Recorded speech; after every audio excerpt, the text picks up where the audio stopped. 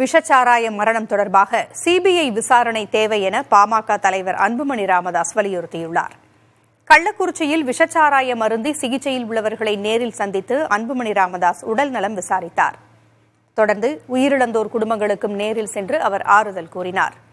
இதனைத் தொடர்ந்து செய்தியாளர்களை சந்தித்த அவர், விஷச்சாராயம் விற்பனை காவல்துறைக்கு தெரிந்தே நடைபெற்றிருப்பதால் சிபிசிஐடி விசாரணை என்பது வெறும் கண் துடைப்பு என்று விமர்சித்தார்.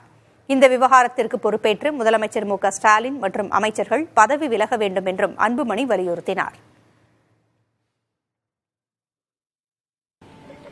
இதில் சம்பந்தப்பட்டவர்கள் ஏதோ தினம் இந்த கள்ளச்சாராயத்தை விற்பவர்கள் மட்டும் கிடையாது.